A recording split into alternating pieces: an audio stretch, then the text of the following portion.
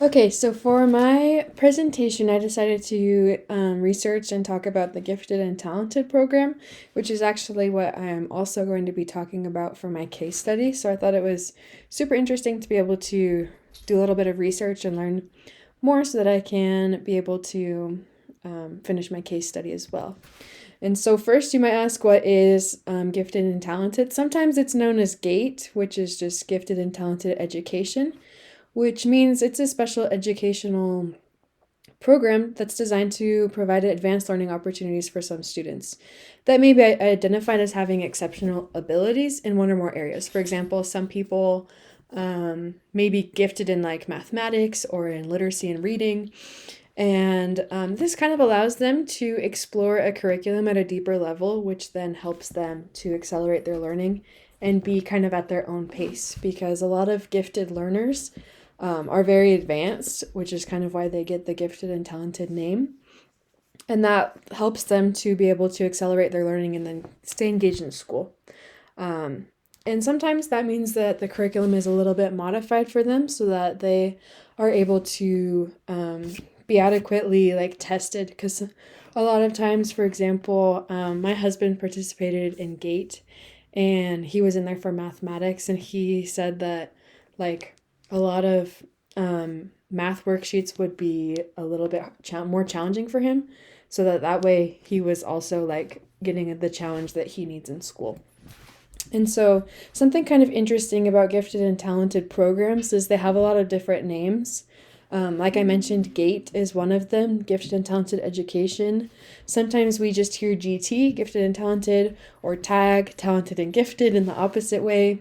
And then there's also the National Association for Gifted Children, which is NAGC. So it's kind of interesting, has a lot of names, but a lot of all those names kind of boil down to the topic of gifted and talented children. It's kind of cool. In the state of Idaho, the Idaho Department of Education um, released this statement saying that all students identified as gifted and talented in the state of Idaho have the right to an education that sustains, challenges, and ensures continued growth within the public school system.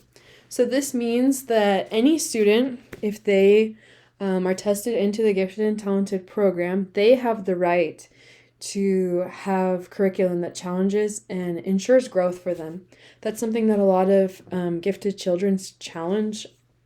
Their gifted children have the challenge of having um, just like material that's too easy for them, and then they don't really grow because they're already at such a high level that growth for them really doesn't look the same as maybe a struggling student who makes significant growth throughout the school year because they started out a lot lower. And so that's something important to understand, is that Idaho is a state that does have rights for gifted and talented children, where in the public school system they have kind of their own program so that they are ensured growth and challenge throughout their school years.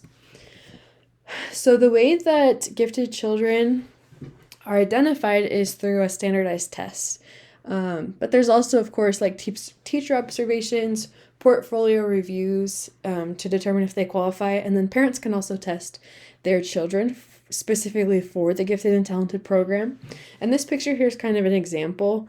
It may be confusing for us people who maybe aren't gifted and talented, but for the test, they are given these tests so that they can really be placed in the right classroom environment, if that makes sense. So I can speak from experience. Growing up, there was a gifted and talented school in my school district, and it was called Holstrom, and it was specifically for GT kids. That's what they called them in my state. And they had to test into the school to even make it in like to kindergarten. So they would have a test before kindergarten to have placement into this school. But then they also had programs at each of the other schools so that if there were more gifted and talented kids, those kids could also get the programs that they needed. Something kind of interesting about this identification is that if one student tests in their family, that does not mean that every kid will test in. It's something that each kid has to go and do to be part of the gifted and talented program. So that doesn't mean that if your oldest kid is in the gifted and talented program, that then all your kids will be. It's something individualized to that specific student, which is pretty cool. So I pulled these from a book that talks specifically about gifted and talented students and their characteristics. And so in the classroom, you can see there's a lot of different characteristics that they may start showing at a young age. I think it's pretty cool to take a look at these. So in the first table, it talks about their cognitive characteristics of these gifted students. And so they're able to process and really retain a lot of information that is given. Sometimes they might seem like they're just like a computer. They can just spurt out facts and stuff. They're able to comprehend materials at very advanced levels for their age. Advanced students and gifted students are pretty curious, and they have sometimes intense interests. So for example, maybe a student is super into space at a very young age and they know everything about it. And so something kind of interesting about gifted and talented students is when they do have an intense interest like that, they are going to really research and really know their stuff when it comes to that interest. And so that's kind of something you can, as a teacher, think about what the interest of a student is, so that way you can kind of tailor your teaching to that, and that will help them to then be a little bit more challenged. Moving on in the list, they are able to really speak clearly. They have an accelerated thought process. They're able to really be able to do an incredible amount of work. It's pretty cool. They tend to learn things at an earlier age than their peers, and this causes them to be able to kind of problem solve maybe in a different way. A lot of gifted and talented students like to work by themselves because they want that freedom to kind of just really explore topics. They tend to be abstract thinkers. They might prefer to work alone, and they could be early readers. And this list is kind of not every gifted student is going to have all these characteristics, but this is kind of the main characteristics that students do have who are gifted. And then in the second table, it talks about some of their affective characteristics. And so these are kind of their personality types. They know a lot about their emotions and how to kind of control those, or they might be really bad at it. It's kind of both ends. A lot of them have a good sense of humor. They're very self-aware. They're very aware that they are very smart. And yeah, so it's kind of interesting to see the different characteristics of gifted students. And then this can kind of transfer in the classroom to what the teacher may see.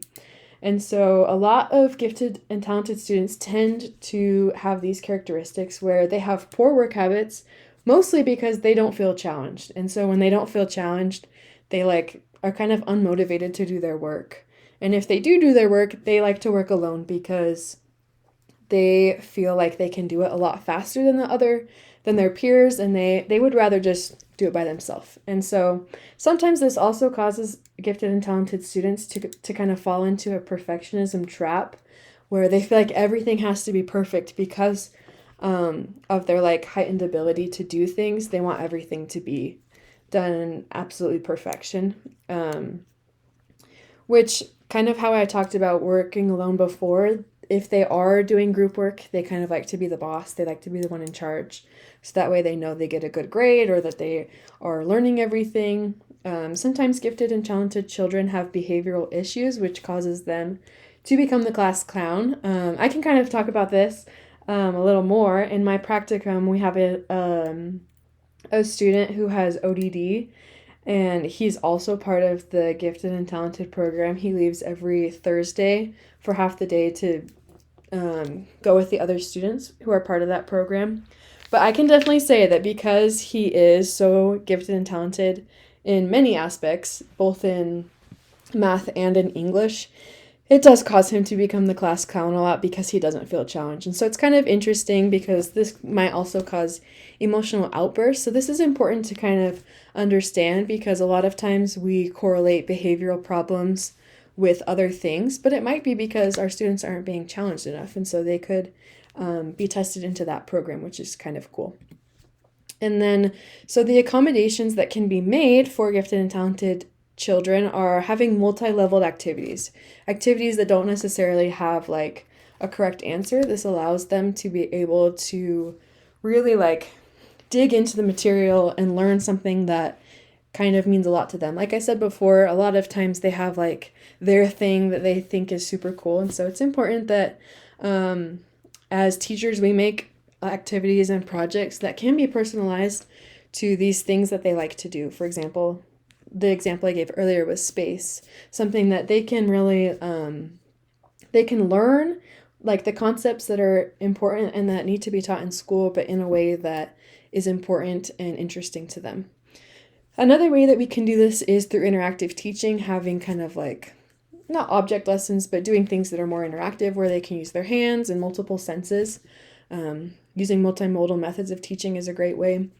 It's also important that gifted children are able to work with other gifted children so that way they are able to really kind of like have peers that are on the same level. Because I can imagine, I didn't grow up in this program, but I can imagine it could be difficult to like always be learning something that's at grade level. But if you're able to work with other gifted children, that kind of helps you to work through some of those challenges that come with being part of the program.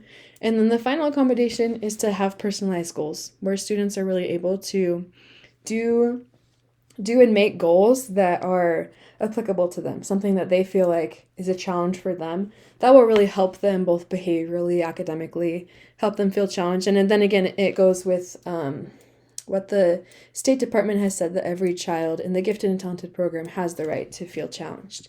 And so with that, I really think that it's important that we really create a bigger space for students of all types, and we are able to accommodate for all of them, because they all deserve the opportunity to have an education that is both challenging but also rewarding for them. And so that's my presentation on gifted and talented students.